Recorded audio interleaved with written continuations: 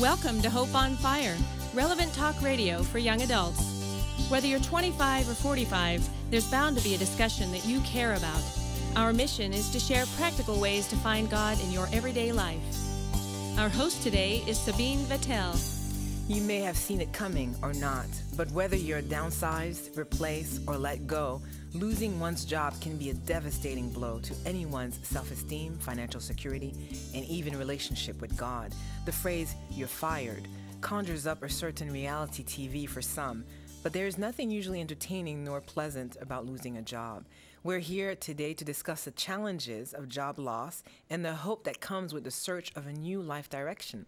I'm Sabine Vatel, your host today at Hope on Fire, as we discuss You're Fired, coping with the loss of a job. You may not find yourself in such a situation. You may think, I don't need to hear a program on being fired. The reality is that losing a job happens to the best of us, and chances are that you will meet someone who will need your help as he or she navigates through job loss and search. I'm really glad to welcome two of my favorite people at Hope on Fire. It is Randy Magray, our contributing editor for Money, Career, and Stewardship. He's a business owner, 360 Interior. I love that name. Thank you. With his wife, Heather. And we also have Roberta Fish. She's a professor at Florida Hospital College of Health Sciences and a psychotherapist, a theologian, an expert in the issues of grief and loss. And Roberta, thank you again for joining us. Thank you. So glad to be here. Wonderful having you. And I know you've helped us with some wonderful programs. You too, Randy. You've helped us with some really great programs. So we're talking about, rejection of this kind, losing a job is pretty difficult. And usually you don't hear you're fired. I was referring to The Apprentice, that TV show where, Donald Trump says you're fired, but usually it doesn't come that way. But however it comes, it's still really painful to say, to lose a job. And let's talk maybe, Roberta, about the challenges and the stigma of losing one's job. Why is it so hard? Well, I think as human beings, we're very social creatures. We're creatures that identify with groups of people, and when we have a job, that's our social identity many times.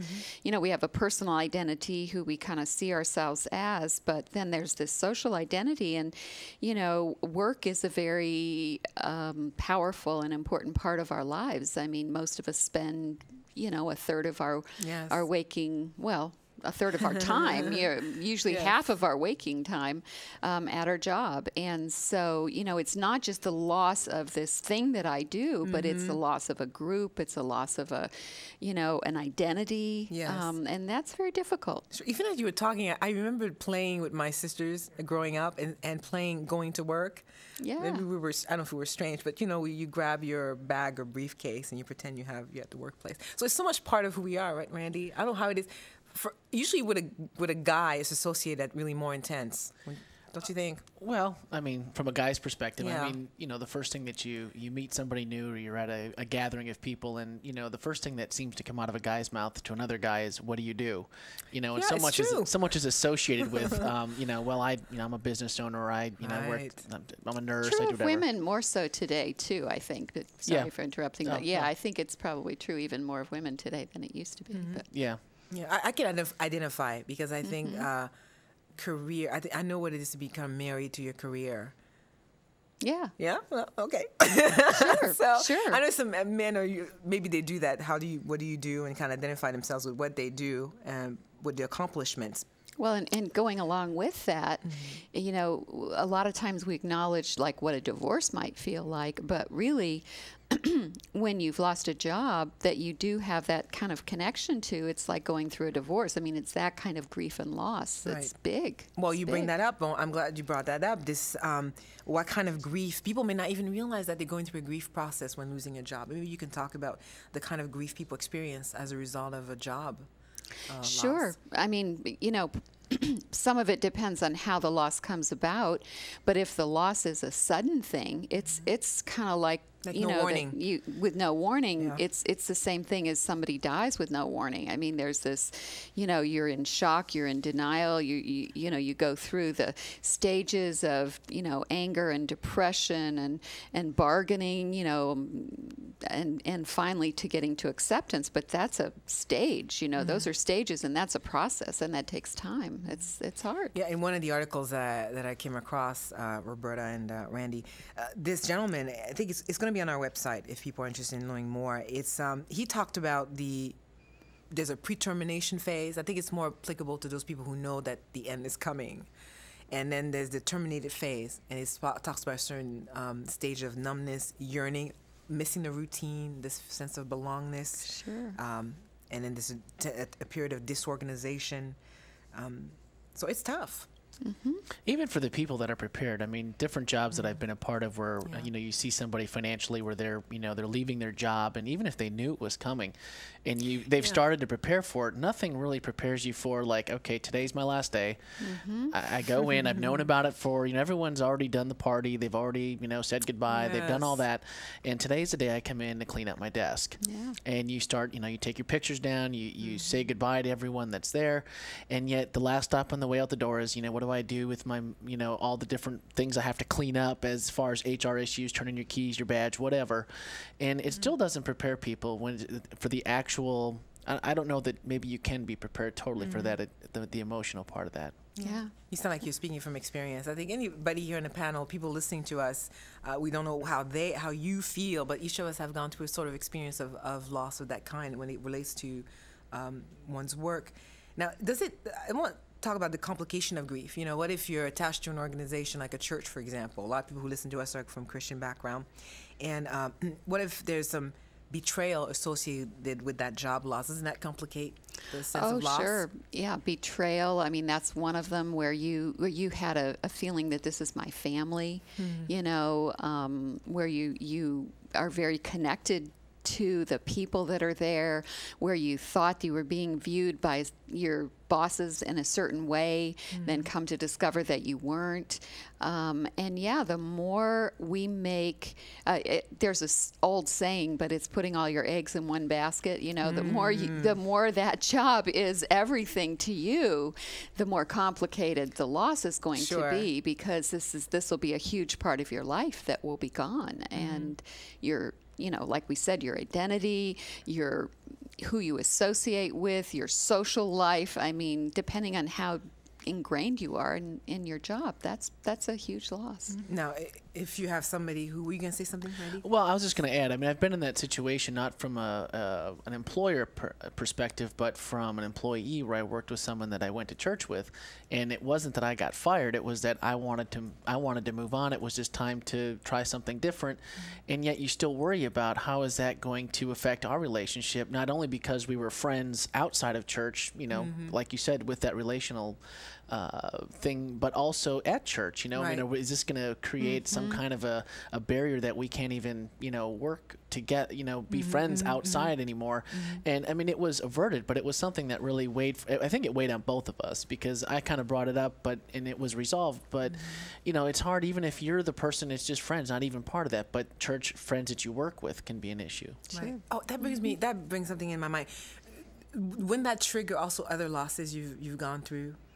Sure, and maybe that's another way to say what complicates loss is when there is more than one loss, so, and especially if there's a loss that's unresolved. So, let's say I was rejected by a parent, and now all of a sudden I've created a family, where I'm part of this work setting, and this is a family, and maybe, the boss, is, I'm their favorite, or I'm, whatever. And then all of a sudden that changes, and then I lose that job for some reason. I mean, yes, that brings up all the grief and loss that can happen from previous losses. So yeah, that will certainly can complicate it. And one of the things that happens, and if you don't mind my just going down this direction for a little bit, one of the things that happens at work, even if we don't want it to happen, is we recreate our family of origin.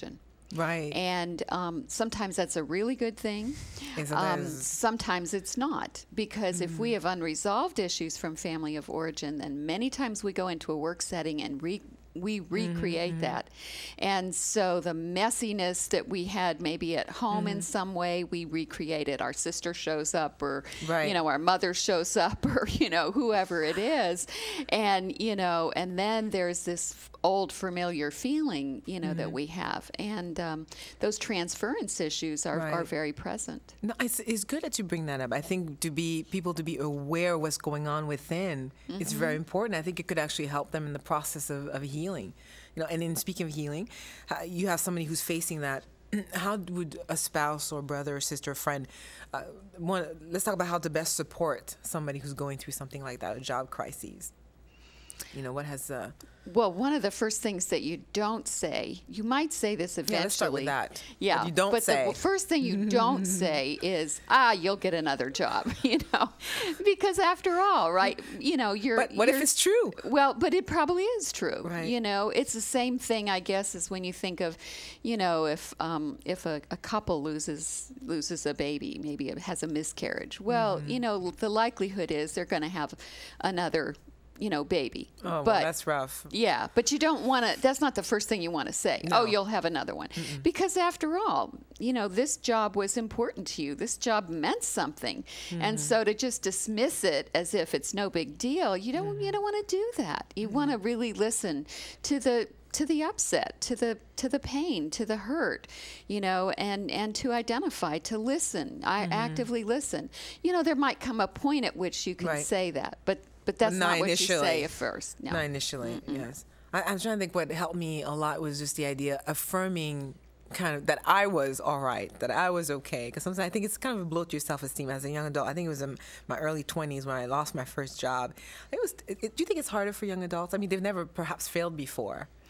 Yeah, yeah. You kind of have less of the wisdom of life's experiences, right. maybe. I guess you lose a job, you figure you're gonna get another one. Yeah. Because I had stats about people in their 20s. I think they change job like about every 18 months. Wow. So that's what it says here. So they kind of. And you know, my belief is that most jobs end because they're bad fits. You know, I think it's just there's not a good fit. So, I mean, I suppose one thing you could say to the person is, you know, God has a plan for you. Yes. And maybe that wasn't the plan, you know. And sometimes we get so scared to leave a situation that we don't pay attention to the signs. You that know, it's coming. You know, the signs that maybe this isn't a good fit. This isn't what God wants me to do. Yeah, you know? I agree.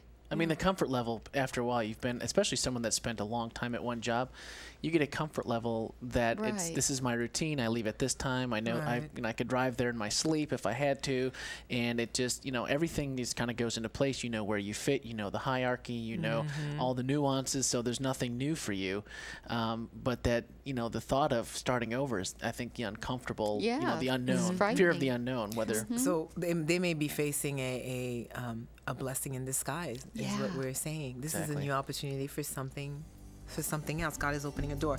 I think that's certainly been true in my life. I think every time it's time to move on, God has blessed tremendously. And we're going to hear some more about that and more listeners on how to move on and some practical steps for your new life.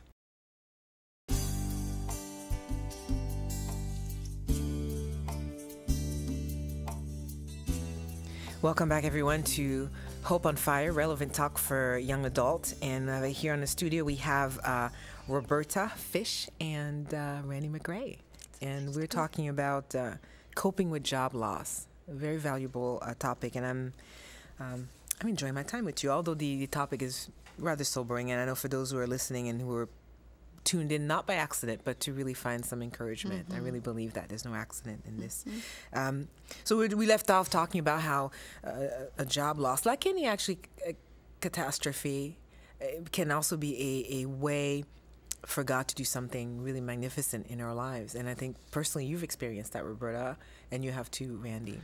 Yeah, you know, we found when you're going through that initially, there's the, you know, why is this happening now? I go back to my wife got fired right before, 2 weeks before Christmas, and even though there was even though there was a short, you know, severance package, you know, sent along with that, it still puts you in that frame of mind at a kind of a bad time of year. Yes. And you're really thinking, boy, you know, I worked hard, I did everything right that I can see. There was no reason given as to why I was fired, other than, you know, probably they were cutting from the top down to save money. But in the end, long run, it really brought us to a place where now we have our own business, and, you know, none of that would have happened. And the flexibility that it gives us to, you know, be able to give back and to do other things that we enjoy. So, you know, while initially it always seems like it's a major, you know, dropout, and, you know, where are you doing, God? What are you doing? Where were you? What is this? What's going on? And yet you come through the other side and you're like, wow, thanks the blessing that it was, because it really, I wasn't happy. You can really take a different perspective in looking back on that job and say, it wasn't really a good fit. No. Yeah, and is that why, Roberta, sometimes it doesn't work out? What are reasons why we are let go? Yeah, I mean, sometimes it's a bad fit. Sometimes you really aren't doing a good job, maybe because you don't have the skills that are necessary for that job, or whatever. I mean, sometimes companies are losing money and they have to cut back. So I mean, there's just a lot of different reasons. But to go back to something you were saying, Randy, one of the things, there's an interesting study that was done, and back in the 70s, Holmes and Rahi came up with this sort of a stress scale, and they looked at people, they kind of gave, like, if you got divorced in your life, that'd be like 100 points or whatever. And they looked at people who had over 350 points that accumulated in the course of a year of stress. And they kind of did a study and said, what happens to these people? Do they get sick or don't they, or whatever? They found out that 80% of them had some kind of illness. It could be as serious or it could be less serious, but they got sick. So the results of the stress was illness. Caused a certain illness, percentage right. of people. Okay. And so then along came a researcher, and she said, Susan Kabasa, and she said, but what about the 20% that didn't get sick? What's different about them? And I want to know what's different about them. And so she did some studies on the other 20% that didn't get sick, and she came up with a term called hardy personality. Okay. And she said that people who have a hardy personality have the three C's. It's called challenge, commitment, and control. And as I read about this study, I thought of it in the context of Christians. And part of it is that what happens is when there is something that comes to them in life, a problem, that they see it as a challenge. Okay. In other words, that they move into that not as, oh, this is a terrible problem, but this is a challenge. And as I deal with this challenge and overcome it, new good things can happen. Okay. Well, as a Christian, we can believe that. Certainly. Because it can be surmounted. Exactly. Because God says, I know the plans I have for you, the plans to bless you and not to, cause you a curse or whatever. So, how delightful that we can see it as a challenge. The second one is commitment. And the idea that they are very committed people, meaning that they know what their purpose in life is, and when you think about that, I think in terms of a job, if we have a bottom line knowledge of what is our purpose and mission in life, that's bigger than any one job. Yes. That's much broader than whatever this job is that I happen to be doing. It's big. And God gives us that sense of purpose, that commitment. And then the third one is control, and meaning that I can make choices here. That I'm not just a victim of this thing of, no, this happened to me, but that I can make choices. And, certainly with God, we know that God empowers us, in our lives to make those good choices. So, I think Christians, more than anybody, can that's the fourth C, Christ. Yeah, Christ. We can really have hardy personalities. Yeah, I love that. Challenge. Commitment and control makes for a hearty, somebody with heart. Love that. That's deep. Personality. But how do you tell somebody that they still have control after they've been fired? That seems to be difficult, because very good question. You don't have, obviously, if you're getting fired and you're not the one saying, here's my 2-week notice, that the control isn't necessarily yours, or at least the perception isn't, that moving forward, where does that come back? How do you be empowered then to take back control? Well, and I think there are two ways to look at that. one of them is I always have control over how I look at something or how I deal with it. I may not have control over whether I'm in this job or not, but I always have control over what do I do about it now that I lost the job. But I think that's where things like resources come in, and so forth. And I want to talk about the resources. Were you going to add something, Randy? No, go ahead. The resources, because some who are listening to us. Well, yeah, let me go to the resources, because we talked about grief the first part of the program, and some people who are listening, one of the part they're concerned about is the financial part, and what kind of resources are out there for people who are in a job crisis, especially if they want some support for their grief, counseling comes to mind. Sure. You know? And there are certainly a lot of different options for counseling. You know, sometimes, you know, a church pastor, somebody that can help work through the grief. Also, there are agencies that usually work on a sliding scale. So if somebody's out of a job and, you know, doesn't have income, then they can usually get some counseling for less, you know, that's less expensive. Sometimes just if you have a really good friend that's willing to listen and support you. I mean, you know, hey, you know, therapists aren't end all and be all. You know, This is coming from a therapist. Yes, it is. Yes, it is. And I believe in therapy, but I think that the listening of a good friend is very powerful. That's good, Roberta. I'm glad you said that.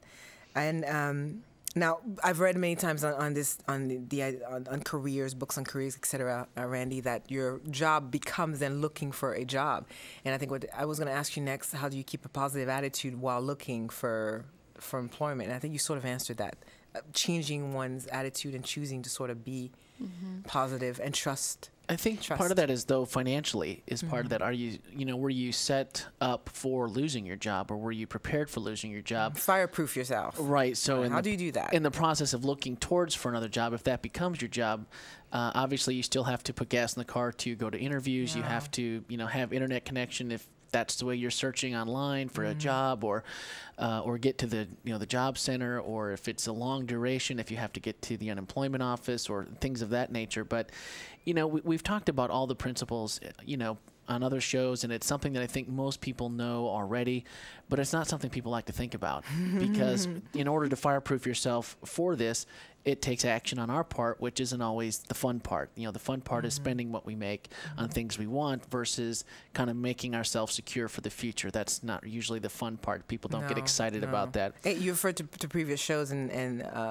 hopeonfire.org. They can hear some more. And you're in a lot of those programs on financial fitness. But go ahead. What steps can they take to fireproof themselves? Basically, it's just you have to be prepared in advance. You have to know, you really have to have an honest overview of your income and of what your responsibilities are. So, and from that, you can separate the essentials from your discretionary. What has to get paid? My mortgage, my car payment, you know, my light bills, so the power stays on, things of that nature. You know, what can go? Probably, you know, Starbucks, you know, twice a week. You know, maybe the satellite TV. Not during football season, but you know, and also health insurance is a big one that a lot of people don't especially young adults. And it, you know, I mean, it's something that once you lose your job, people then think about if you don't have something to go in right away. Because while there is something called COBRA, it's very expensive, and you have to. I mean, you would have to be even more prepared in order to keep that health insurance. So that's something that's very key, especially if you have a family. So really, the big key is to have your emergency fund, usually 6 months of living expenses, and so that's basically that's where you have to decide what can I get away with for 6 months, and if it doesn't seem long enough, that's where we have to start making some of the cuts that hurt a little bit. Okay. So once you have that. Also, do you have any way to make additional income? Do you have a hobby? Do you have, you know, were you once a framer? A lot of people started in the construction industry during college or in high school. I mean, is there anything you can do, ways that you can help sustain life during that time? Sometimes registry, you know, like jobs where people can go and just be assigned here and there, you know, where agencies and so forth. Temp, exactly. Temp agencies, And then, you know, the big thing is not carrying a lot of debt. If you carry debt and you don't have and even if you have your, you know, your emergency fund, but you carry a lot of debt, you're paying for a lot of things that just, you know, aren't helping you in the least bit. And so, you know, obviously if you can stay out of debt, have your money set out in advance. And really it's, I mean, a short answer is just, were you prepared? You know, did you financially, were you living, you know, within your means, or were you living past your means? That's going to be a lot. That's going to be the main thing is to, and not having to touch your retirement income, because when you, after taxes and penalties of taking money out early, that's just a bad choice. But sometimes that's all people are left with if they haven't prepared. But that's the last ditch. It's where they come, and it just that even now you're mortgaging your future just to make it through the present. So prepare. So so what we're saying is that prepare financially. Again, we want to revisit the fact that it's an opportunity to revisit your skills and gaining a new vision statement for your life. But as people are listening who might be discouraged, real briefly, what kind of word of encouragement would you have for them, Randy?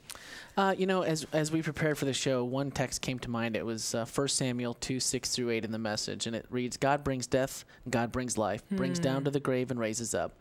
God brings poverty and God brings wealth.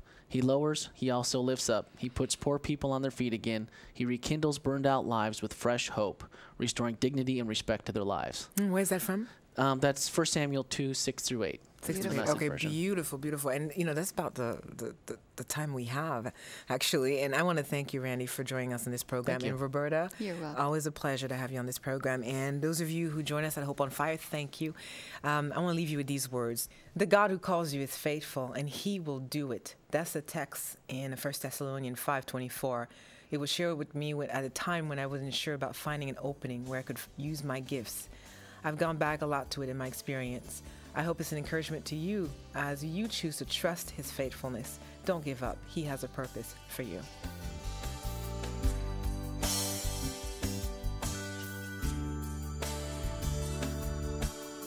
Hope on Fire is produced by Livestreams Media, a listener-supported ministry. To download a free copy of today's program or be a part of our social network, please visit our website at hopeonfire.org. You may also contact us by writing to Livestreams Media, P.O. Box 608513, Orlando, Florida 32860. Once again, that's Livestreams Media, P.O. Box 608513, Orlando, Florida 32860, or online at hopeonfire.org. Thank you so much for your letters and continued support. Until next time, may God set your hope on fire.